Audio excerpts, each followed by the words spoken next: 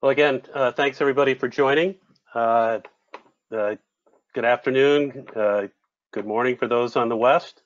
My name is Dan Sullivan. I'm the RVP of Sales for the East region, and really excited today to share with you how many of our customers are getting 2x faster SQL performance, not only on SQL but on all Microsoft applications by using our patented Velocity I/O reduction software.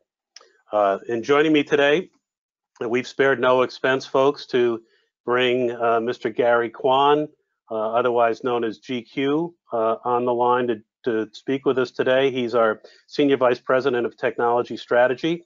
GQ, you out there? I'm here, Dan, and glad to be on this call with you and presenting to the people here. But don't let Dan fool you. Although he's slated as a sales person, he's very technical. But I'm here to handle the deep dive questions. So glad to be here with you, Dan. Well, thanks, GQ. So, folks, just a little bit of administration here before the call. First, we'd love, and we generally get a whole host of different questions from you out there in the audience. So if you would, please type your questions into the question box that you see on your screen. And we'll either take care of them as we go through the presentation or take care of them at the end.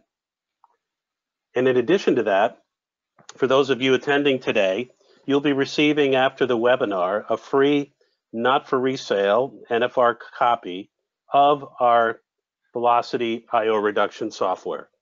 It'll be a per server license that is yours to use, a perpetual license, and we're excited to share that with you, and you'll see why as we get through the presentation here.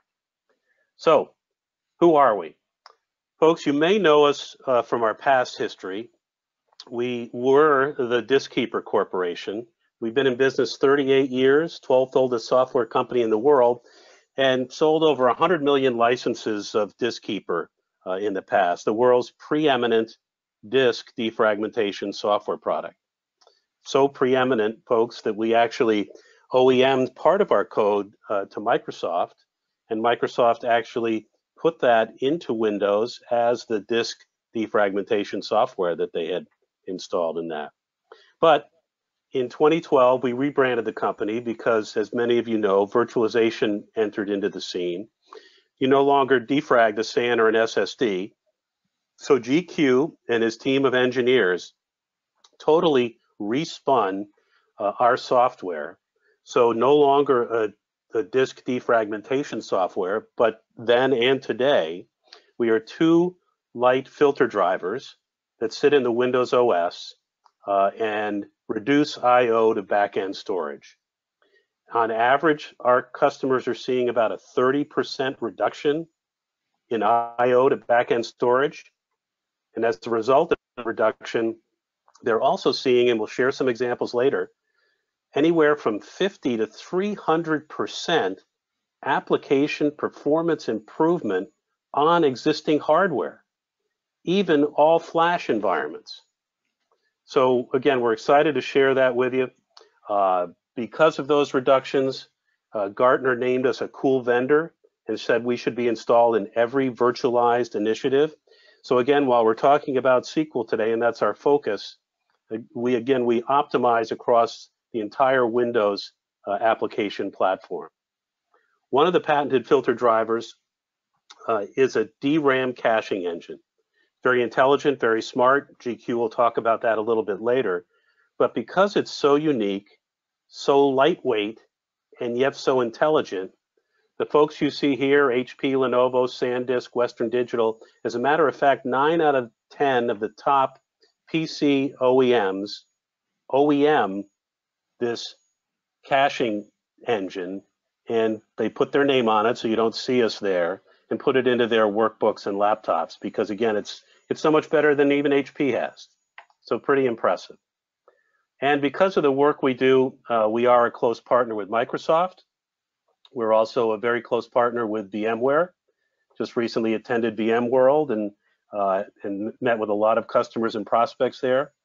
And just this week, GQ, we completed our Citrix Ready certification, and we're going to add that and just talk about that briefly here in the presentation. But maybe even more importantly, when we're talking about SQL, is our recent Microsoft SQL Server I/O reliability certification. This is a certification that GQ and his team garnered for us with Microsoft. GQ, you want to tell the folks a little bit about this? Be glad to, Dan. You know, Microsoft has certain certifications to make sure that third-party products are fully compatible with their products, in this case, SQL Server. So not only did we have to go through some stringent testing to get this certification, we also had to go against a panel of Microsoft SQL experts. But we got this certification, and I consider it a nice accolade. Now, we're the only software vendor to earn this certification, but we are in good company with other hardware vendors like HP, EMC, and Dell, Dan. So very nice to have this. Absolutely, GQ, and congratulations to you. Again, folks, just another kudo, another checkbox around what we do and the reliability we have in the Microsoft and SQL environment. You know, we mentioned we've been in business 38 years.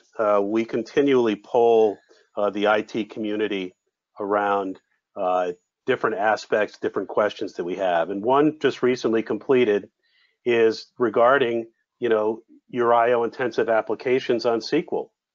And do you have performance issues? And we had 28% of our respondents say that they did. And believe it or not, that number has been growing over time. One might think with all of the advances, quote unquote, with flash storage, et cetera, that the performance challenges might be declining, but they're actually increasing, and we're going to share with you why that is. And in doing these surveys, we put together a little word map here of, you know, what's the most mentioned topic and application in these surveys. And as you can see here, what stands out right smack dab in the middle is SQL. And interestingly enough, 7 of our 10 new customers, so 70% of our new customers buy our software initially to help improve SQL performance. And then once they see and realize what it is we do, they then also take us and put us across all of their Microsoft applications. Well, I did mention before, and I know we're talking about SQL, but this recent certification that GQ and his team garnered for us with Citrix in a VDI environment. And I couldn't help but at least share with you this brief introduction as to also what we can do and the benefits we derive in a Citrix VDI environment to where now we are, quote unquote, Citrix ready. But GQ, you did all the heavy lifting here. You just want to tell the folks a little bit about this? Be glad to, Dan. And part of the Citrix Ready certification is to perform some benchmarks. And to answer Rob's question, you know, what does Citrix Ready mean? Well, in this case, we were testing on a Zen app, Zen desktop VDA system here, and it was a Windows 10 system, but we also do run on Zen servers. We have many customers running on that. But in this performance test, what we did here is we ran Iometer, a series of 5 different tests, and we ran them several passes, then averaged them out, both with and without velocity. Now, when velocity was enabled, we saw gains anywhere from 11% to over 90% gains in transaction rates. Now, this is measured in Iometer itself, showing the IOPS and the transactions per second. There are a lot of other measurements, but they all showed the same type of benefits here. Now, another benefit that we saw was running this Iometer in the same time period with and without velocity 60% more workload was done. Now, when I say workload, this is the amount of data that was read and written during that time period. And it increased from 169 gigabyte to 273 gigabytes. So you can see that the systems can do a lot more with Velocity on there. Thanks, Dan. And you know, since I'm here, Rob also had another question, which I'm sure a lot of other ones. We're going over a Velocity environment here, and he asked, does it have the same gains on physical SQL servers versus virtual? Yes, it does. The physical SQL servers will have the same I/O bottlenecks that we see on the virtual ones, and this solves that same issue on those too. So thanks for that question, Rob. And thanks, Dan. Thank you, GQ, and again, congratulations. And folks, please don't hesitate. No question is a bad one. So thank you too, Rob. I'll add mine in, and please ask any questions as we go along here. Well, folks, we know that virtualization has been great for server efficiency, but quite candidly, it's been horrendous for I/O performance.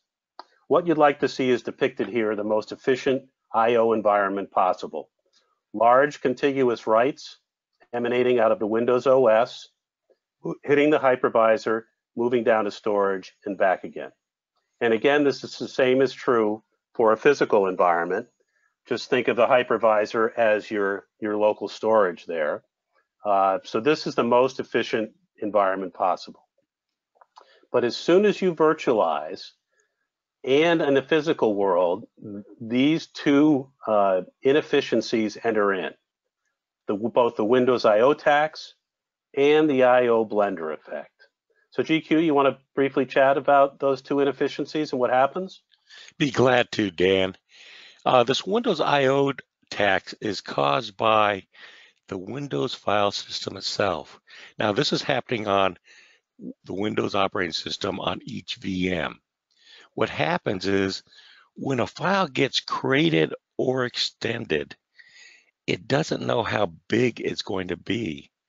So the file system just finds the next allocation. This is all on a logical level on the virtual machine. Well, that allocation may not be big enough to fit that creation or extension, and then it has to find another one, and so forth and so forth. So rather than trying to write out a nice sequential I/O, it ends up writing it in a whole bunch of small random I/O. And not only does that cause extra work for the operating system to try to process all these extra I/Os, you're also not getting the optimal performance out of your storage. When you get storage, they give you two benchmarks, sequential and random. You'll notice that the sequential always outperforms the random I/O. So if we can enforce nice sequential I/O, which we'll tell you how we do, you'll get the best performance out of your storage. And also, as I said, efficiency out of the processing of those I/Os. Now, the next one is I/O blender effect. Now, you have all these VMs coming down with all these small random I/Os. And now they come through the hypervisor, and now it has to handle these random I/Os back and forth, and you get this I/O blender effect. Now, you might say, well, how does this happen on the physical systems? Well, if you look at all your physical systems, and here's a good case, is that they're each communicating to a LUN on the same SAN. All these physical systems are actually coming down to the same SAN, and you get that I/O blender effect there too. So that's the cause of these I/O bottlenecks occurring. And later, we'll show you how we resolve that. Thanks, Dan. GQ, thank you. And folks, looking at this example here, if you want to write a gigabyte of data, it might take you 100,000 I/Os to write that gigabyte of data. With our software installed and optimizing your I/O environment, it might only take 50 or 60,000 I/Os. So you can appreciate just what that reduction could mean around application performance and some other benefits we'll talk about a little bit later. So one thing too that's a best practice is for us to install on all the VMs on a host. And here's the reason why, depicted here. While we optimize this one VM on the left, the other three, or however many other VMs are on that host, are still generating those small, tiny, random, noisy I/O that get further randomized here with the I/O blender effect. So while this VM has been optimized and has efficient I/O moving into the environment, it really gets degraded by all these other small, tiny, random I/Os being generated by these other VMs that have not been optimized.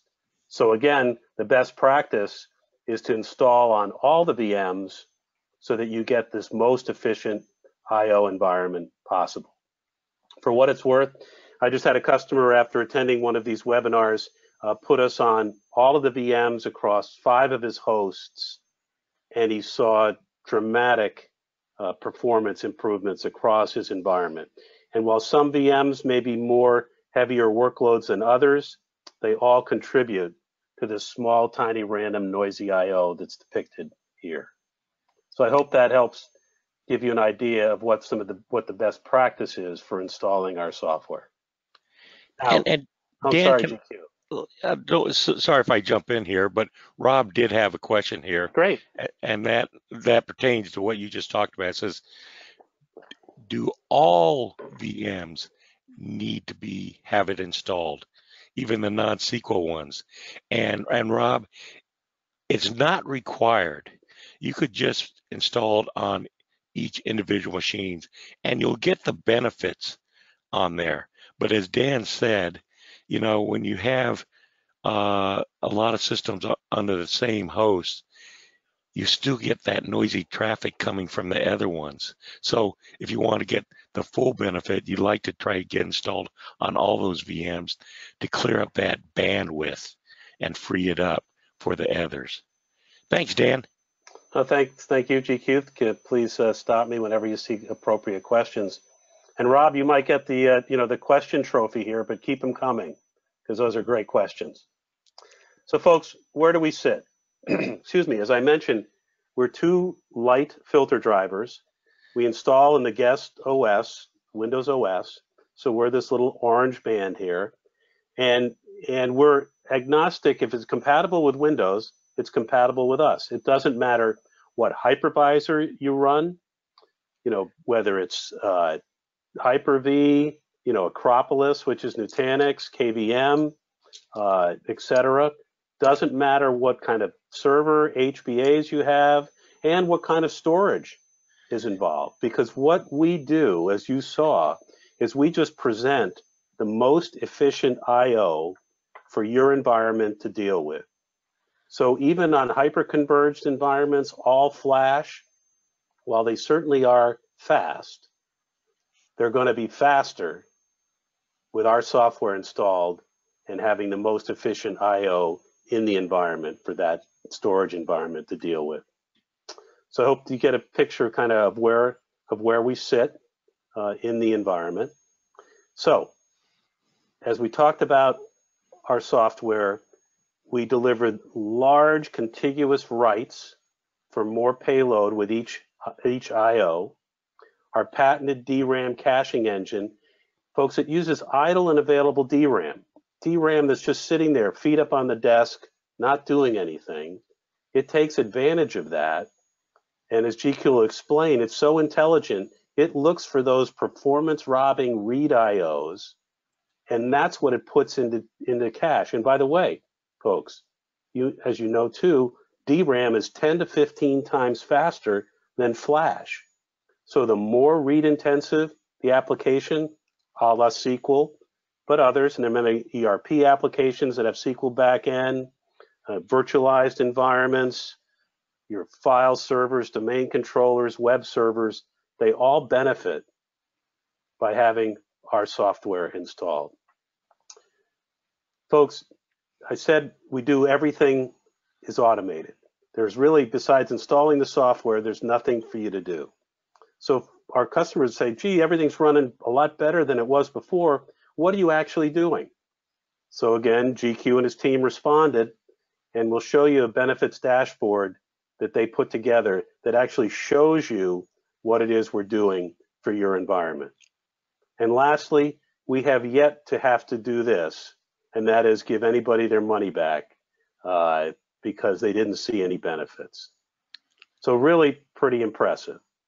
But now what I'd like to do is really, GQ, have you talk a little bit more in depth about the two filter drivers we've been speaking of, IntelliWrite and IntelliMemory. Be glad to, Dan. And the first one is our IntelliWrite. And as I indicated before, the Windows file system tends to break up when it creates a file or extends that file because it doesn't know how big it is.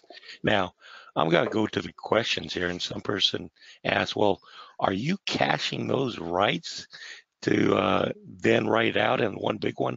No, we're not, because there's a risk in caching those writes, of course, because you hold it in cache, and what happens if the power goes down? That write may not get written out to the storage. We take a much safer and simpler approach to get the job done. As I indicated, the Windows file system doesn't know how big a file crate or extension is when it's done. What we do is we're actually monitoring the system in the background. So we know when certain file types or certain applications, when the file gets created or extended, how big it's going to be. We just feed that intelligence back to the file system. So when a file creation or extension comes through, it finds the best allocation to put it in, and therefore it can write it out in a nice sequential I/O. And a nice analogy I like to give on this is, if you're going to carry a gallon of water from one place to another, do you do it with 100 Dixie cups, or do you do it with one big gallon bucket and just do it all at one time? And that's what we're helping enforce the file system do, a smarter and more efficient job that'll give you better performance gains and optimize the best performance out of your storage too. Thanks, Dan. Sure. How about the little discourse here on IntelliMemory, GQ?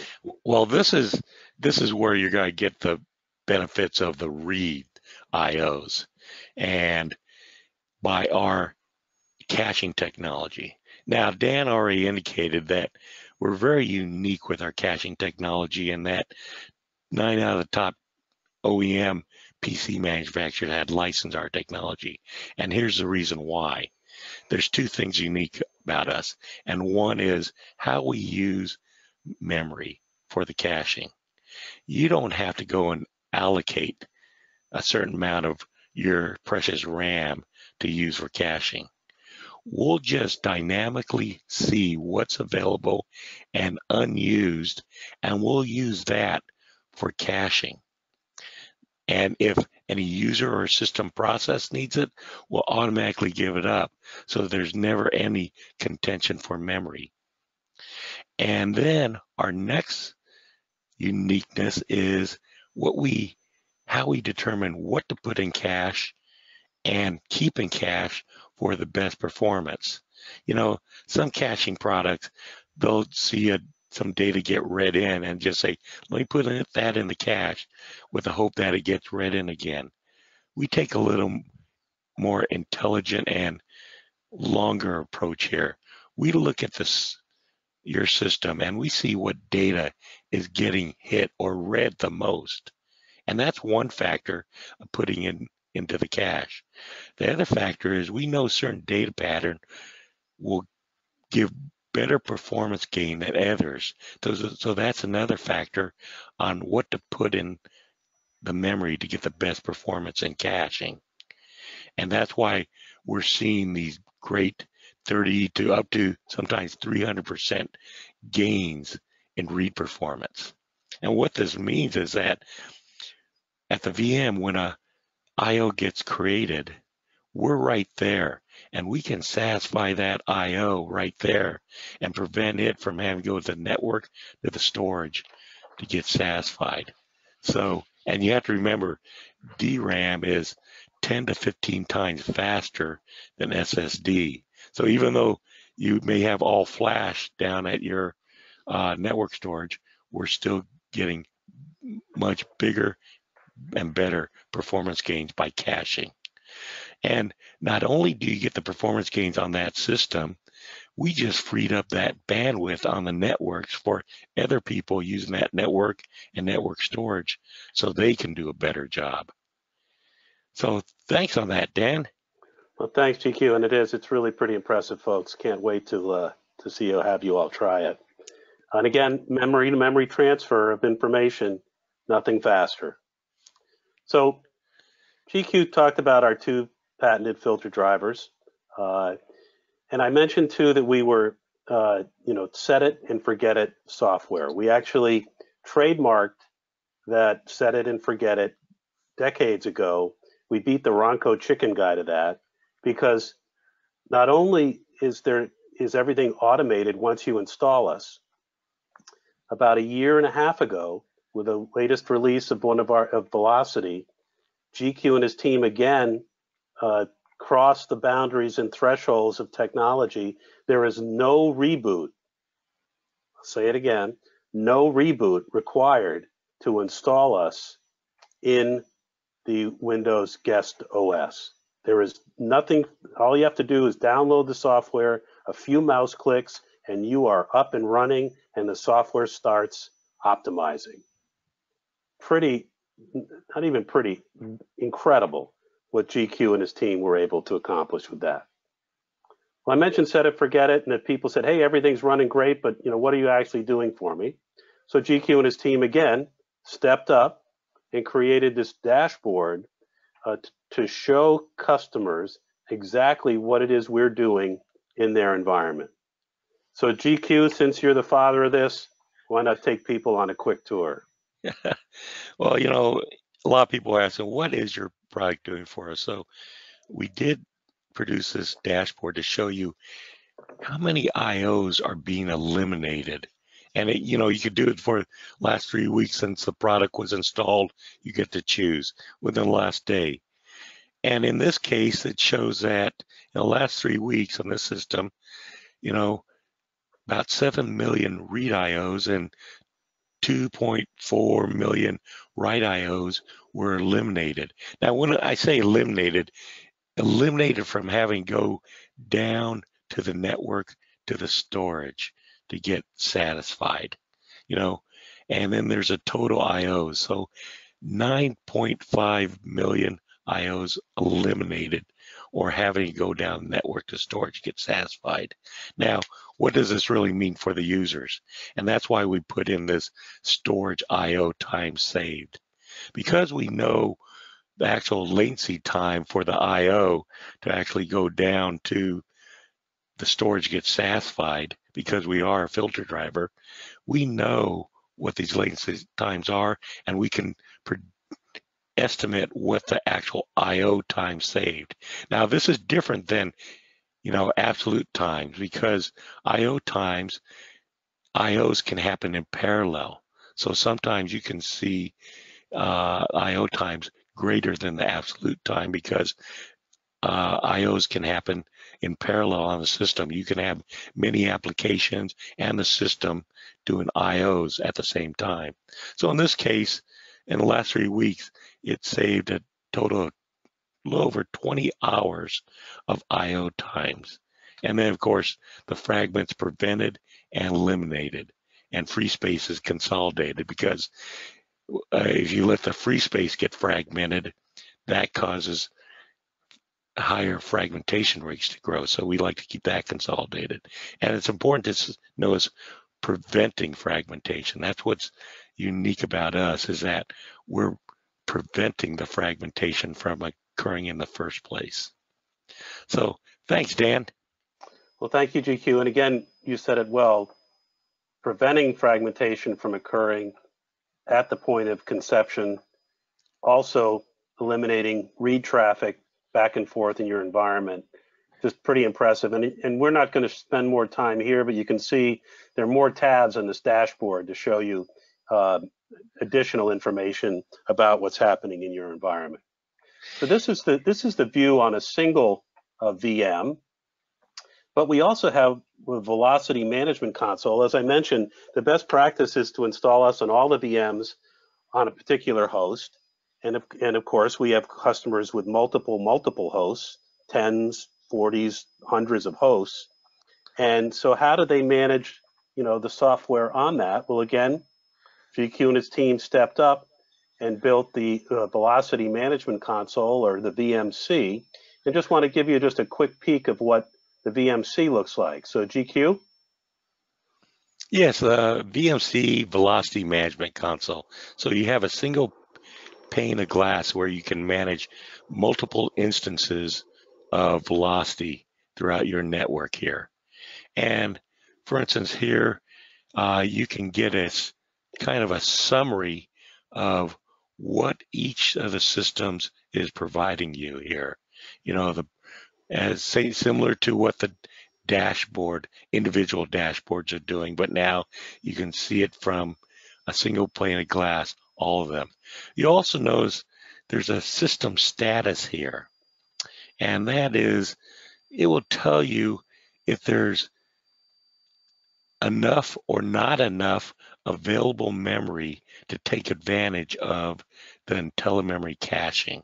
For instance, the red, there wasn't any available memory to eliminate IOs, and yellow, there was some, but it was limited, and you may want to see about increasing the amount of available memory on those systems. Thanks, Dan. Hey, thank you, GQ. So there's a lot of information here, but really important information about what's happening on each VM relative to IO and IO performance. So, we talked about customer examples, folks, and we've got a whole host of them, and I'm not going to read all of these to you. You can read, faster than I can talk. One of our great customers down in Texas, Christus Health, one of the largest healthcare institutions in Texas, they were a Diskkeeper customer. They virtualized, and they ran into performance issues. And what did we say at the beginning? We talked about the IO blender effect and the Windows IO tax. Well, they saw it firsthand. So they were about to spend $2 million to upgrade their storage environment to hopefully, improve their performance that went sluggish as heck as soon as they virtualized. But as a Diskkeeper customer, and they knew that we introduced Velocity, they said, well, we'll give Velocity a try. Folks, they did not have to purchase $2 million, to spend $2 million for that storage upgrade.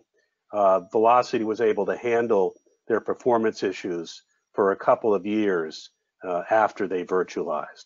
It's really impressive. By the way, they have us installed in about 2,700 VMs in their environment. Bell Mobility down here, the Verizon of Canada. Look at this. They reduced their IO to SAN by 61%. And what did it do for them? 3x faster SQL queries.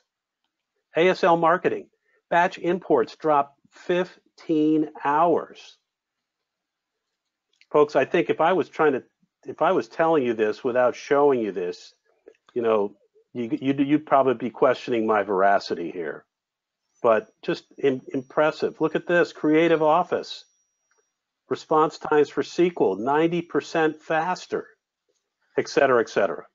So just really stunning. But again, what's most important is what happens in your environment, the benefits you receive, and we're excited to get the software in your hands. We've got some more examples here. Just the top one happens to be a favorite of mine, a customer of mine out in Champaign-Urbana, Illinois, the University of Illinois, 50,000 students. They installed us on an Oracle database running on Windows. They had just upgraded their entire environment, Dell 730 servers, 768 gigabytes of RAM, and a brand new compellant flash backend. They did a 72-hour before and after benchmark with Velocity not installed and then installing Velocity. And look at this. On all that brand new hardware, and they're happy to be as they could be, this database generated 1.5 petabytes of information, took 4.5 hours to process, right? And 13.9 million IOs to disk. 72 hours later, the 13.9 million IOs went to 2.7, and the runtime went from 4 hours to an hour and a half. And they processed another half petabyte of data in that time period. I mean, just amazing. And if you go down this entire list, and there are plenty of these on our website, just incredible performance gains. But again, really excited to get the software into your hands. So, you know, there are some best practices to follow. And GQ, why don't you take the folks through these? Okay, Dan, and first one is, you know, make sure you have sufficient DRAM to take advantage of it. You know, we like to make sure there's at least 4 gigabytes of available memory. So if you can, add additional memory if it's needed. And, you know, I believe there was a question here too about, let me just see here, about is additional memory needed here? And this is from Rob.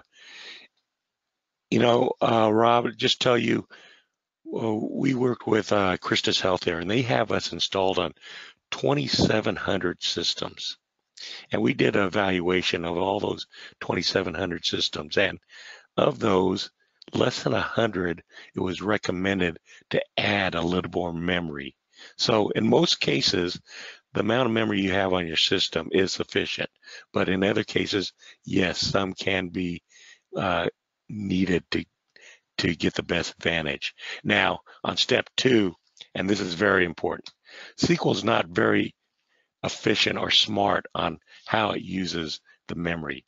It will tend to load up all its databases in the memory, using it all up, even though some of that databases isn't even getting access.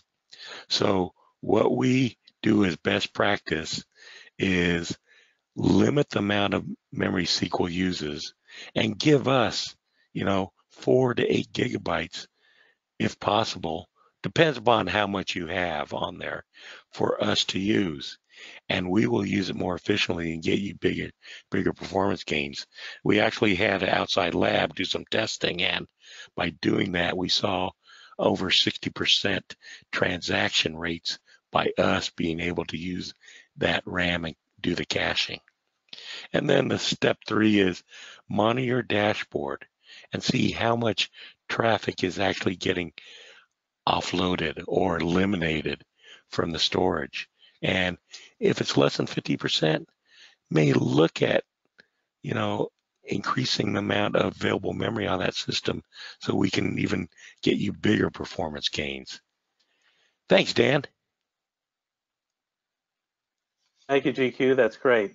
Appreciate you taking the folks through those best practices. So, again, folks, as I mentioned, the exciting part of the story here today is we will be sending you at the end of this presentation a free, not for resale copy of Velocity, a server license. So not a host license, which you mentioned we have. So we have 2 licensing models.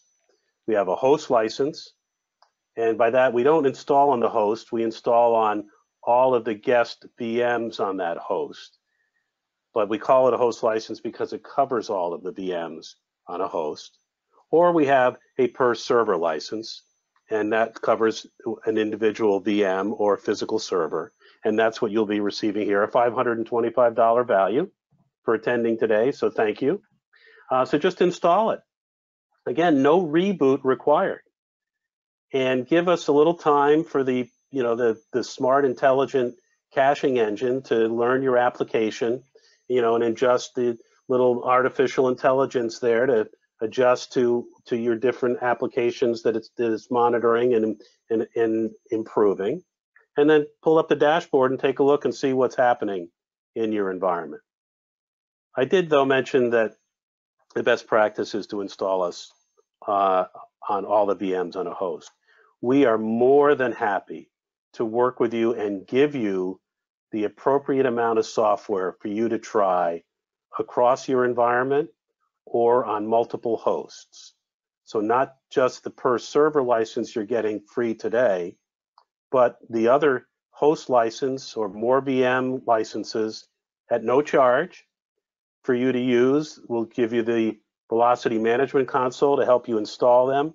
For multiple VMs, you just click on those VMs, say install Velocity, get up, get a cup of coffee or an iced tea, come back, everything's installed and you're up and running. It's stunning what GQ and his team have put together around ease of installation. And again, and then there's nothing else for you to do except look at the dashboard, and or if you've taken, in another best practice I will mention, is to take some benchmarks before we install. Maybe it's a certain query or set of queries that take a certain amount of time to run. We'll get those timings before we install us, and then let's say a week later, do the timings again and see what kind of benefits you're receiving. We do find that, the soft, oh, well, we'll see if it just improves everything, isn't the most successful for you or for us. So we do recommend some pre-installation benchmarks that you take. So GQ, I know you've answered a few along the way, but do we have any additional questions out there? We got a good group here, Dan, and there's got a load of questions here, so this is great. Great. Just follow what you just asked there. Mark asked, what are the limitations to this complementary software that you're giving? And Mark, there is no limitation. This is a full licensed version of the software. And Mark also asked, would I be able to test on a dev server, then install it on a production? Yes, you can. After you finish with a dev server, just uninstall it, then install it on this production system. So that's no problem there. Then, let me go down here. Dan, Tracy asks, if I use a third-party software for point of sale like Quest or Micros, do you have data that supports improvement in these spaces? And if you were to add both, would it be better as in virtual and physical? On the first question, Dan, you may have some more data on those specific third-party software, but I know on other third-party products, we've seen some amazing performance gains, and you have the use cases to show that. But you may want to contact Tracy later on those specific point of sales products like Quest or Micros. Sure. And then would it be better to do it in virtual or physical? And Dan, that's a little hard to answer. I'm sorry, this is with Dan here. If you were to add both, would it be better as in virtual and physical? It's really the I/O activity occurring on the systems on how much it will help you. Which ones are having the biggest bottlenecks, Dan? So, as I said, this will help both in virtual and physical systems. So I would say which ones are having your biggest I/O bottlenecks. And if both of them, then get it on both systems there. Matt, he asked, is this applicable to RAFS as well? And Matt, RAFS does have the same penalties. Our current version doesn't work on RAFS yet, but we are looking at that, okay? Then Rob asks, and you may have answered this, but you may want to answer it again, Dan. How is it licensed? Per host, number of VMs or per VM? Sure. So again, two licensing models, excuse me. One, the host-based licensing model. So that covers all the VMs on a host. And another thing too, GQ, as I'm mentioning, is we're talking about host licensing. Another benefit, folks, from our IO reduction is the potential for you to increase your VM density in your environment on a host or hosts. So you may not even have to buy potentially another host as you grow because of our ability to reduce IO. So I did just want to mention that. But again, from the licensing standpoint, host licensing, all the VMs on a host. Per VM license is just that, a per server, either physical or a per VM license. And the break-even point, folks, quite frankly, is around 7 VMs on a host. Below 7, you're better off doing a per VM license model, but more than 7, it's more cost-effective to do the host model. GQ? Thanks, Dan. And I'll follow up with from another Dan. And he says, "Is there a volume license options available?" There sure is. So depending on the size of the organization, there is a site license even for folks with thousands of VMs, but we do have discounts as you grow both on the per server license and on the per host license. Thanks, Dan. And then Dan asks, "Is it only a read optimizer or write as well?" And Dan, as we indicated, we have two technologies: one to help with the write and optimize those, and one to help for the read. So yes, it does both. And I'll go for another question here, saying, "How safe is your caching technology?" Well, our caching technology is a read-only cache. And that means that what we have in cache is already on your storage. Data integrity is our number one target there. So we want to make sure your data is safe. So even the system goes down, the data and cache, it's already on storage there. Mark asks, "Is installation on the guest level, not the host level?" You're correct, Mark. This gets installed on the guest level, on the virtual machines running Windows itself. Then Jim asks, "Are we able to estimate the gain in some way? Finding VMs with fractured writes."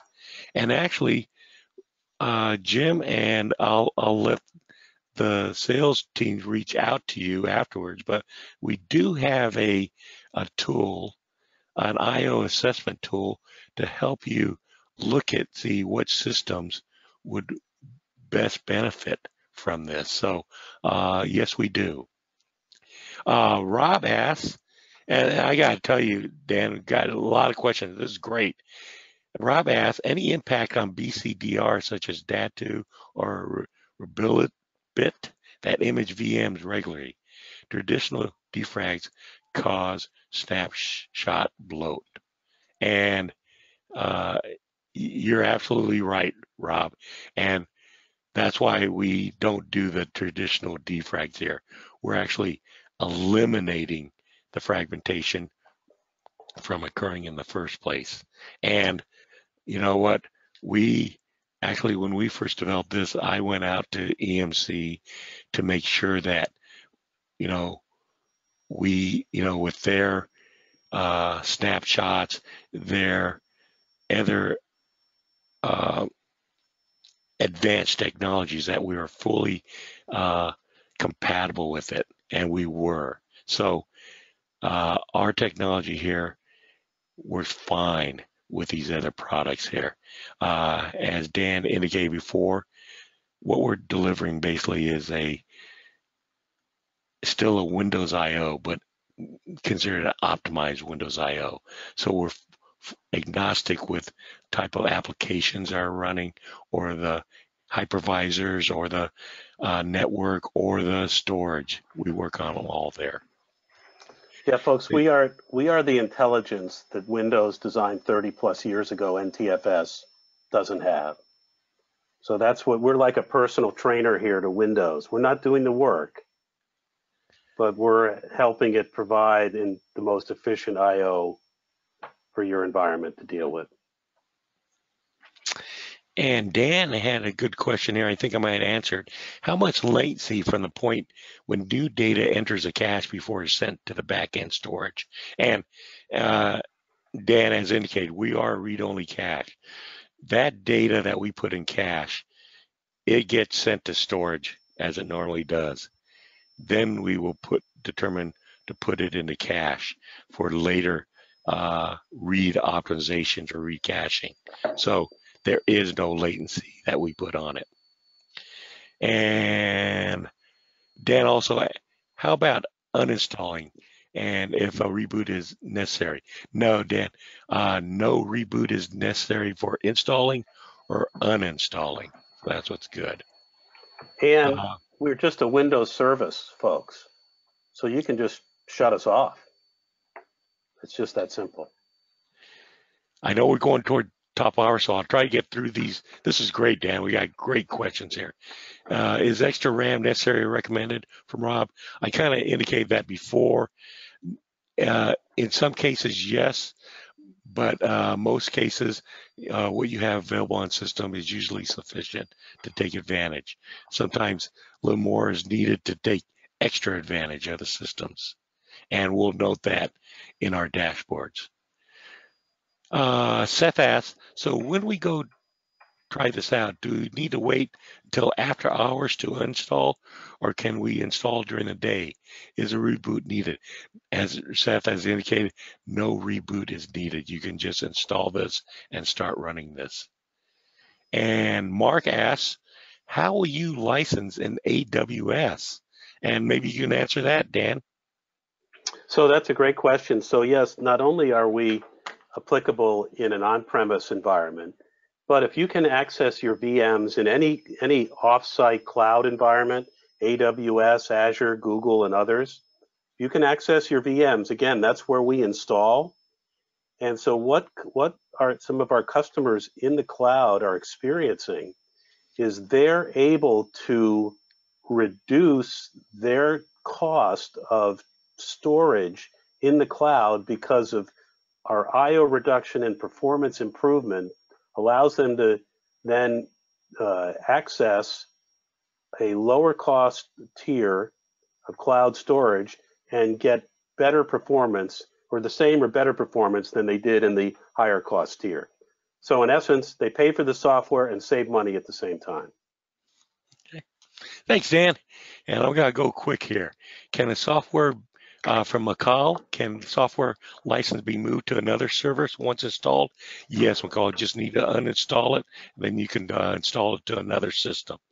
Mark asks, I'll let you follow up with Mark here. He's interested, very interested in the product, and wants you to contact him, Dan. Great. Kyle, I love that one. I'm sure the sales does. Kyle, is the VM license impacted by HA at all? What about the host license? No, it should not be at all there, Kyle. And Dan, just want to clarify, is a reboot need to uninstall? No, no reboot is needed to uninstall either. Ernest asks, what about VMs in Azure? Is the maximum performance gain just only at the VM level since we don't have access to the VM host? And Ernest, good question, and you're correct. You're getting the performance there at the VM level. Of course, and because, yeah, you don't have access to the VM host in Azure there. Now, what it also gains you is because you're increasing the bandwidth by decreasing the number of IOs on there, other things in that same network host will benefit from it too. Now, does this method software only optimize for SQL Server? This is from Gary. Does it improve MySQL on client systems? And first of all, Gary, good questions. You know, we've been talking about SQL here, and we've been emphasizing it only because SQL is very I/O intensive, but it's actually anything that is I/O intensive, file servers, your MySQL, Outlook, Exchange servers, anything that's applications I/O intensive, we will help on. So good question. And I have to apologize to Matt. He had to leave, so you'll probably want to contact him. He said, "Is there anything you need from him so he can start evaluating the software?" So you may want to reach out to him, Dan. Sure. Carlos, in the brochure, mentioned the solution works for VM and physical server. However, in this presentation, you only mentioned VM environment. And you're right, Carlos. This works for both VMs and physical servers and can install on both. Carlos says, so this is, let's see, and just answer that one. It does, Velocity will work on physical servers. And Dan, this one may be for you. This is from Tim. The $525 price, is that for one virtual or all virtuals on a host? Well, that's for one VM. So it's a single VM license at the 520. Yes, on a per VM, it's 525. And again, if you add more VMs, the price does go down. And also, by the way, folks, we are a channel-friendly company, so any of your channel partners can provide the software to you. And Mohammed asks, is it tested by any penetration or vulnerability software? Yes, we do run it against any viruses before. This is a full licensed product you're getting. It's not a trialware product. It's a full licensed product. It does not have any adware, Mohammed. And let's see, does the software give us initial benchmark of our current efficiency versus one after the software has been run?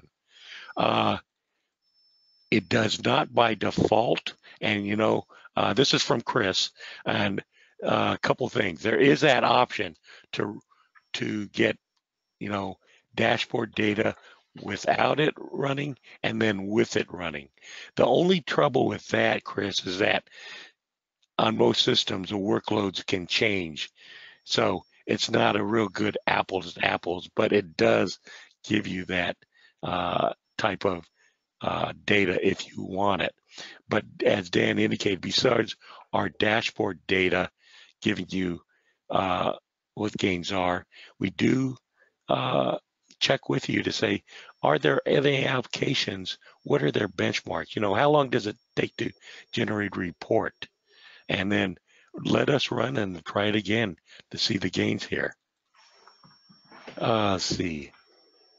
Now, Carlos just wants to say, our case is a physical server connected to EMC data store.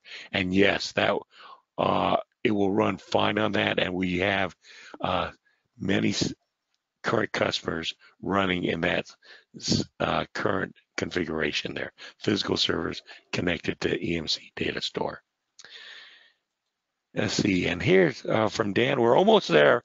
So I'll get there. Based on the recache, if new data was to be written, how quickly would the cache be updated? And Dan, we are periodically looking in the background how new data is getting read in. And of course, it would, if some of that data is updated, we will automatically update it automatically in our cache.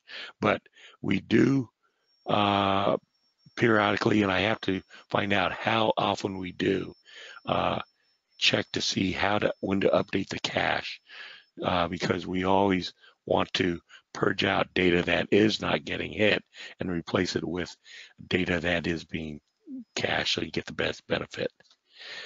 Then let's see here. Sunetha, does an underlying storage matter whether it's HDD or SSD to show the improvement for your product? No, it doesn't, matters, don't they? Because what we do is we know the latency times for your individual storage, and that will be used to calculate the improvements. And of course, hard disk drives got to have a bigger latency times than SSD, so it will show that there. Dan, I think we hit the bottom of it now. This is a great group, and we just hit the top of the hour, so perfect. Wow. Fantastic questions, folks. Appreciate it. So again, software will be coming to you. We are more than happy to work with you to install on more systems that you have, host environments, whatever it may be. Happy to talk with you about the environments.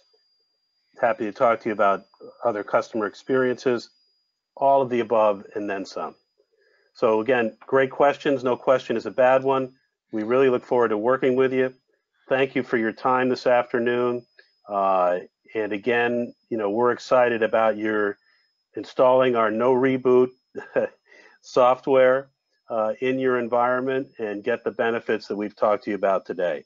GQ, hey, thanks so much for your great commentary, your good Q&A, and taking the folks through the products today. We really appreciate it. Thanks, Dan. And I'm not the salesperson, I'm the tech guy. I just enjoy seeing people get the benefits from the product. And I just want to say this is a good group, great questions. Thank you so much. Yep. So folks, thanks. We look forward to working with you. Have a great rest of the day. Take care.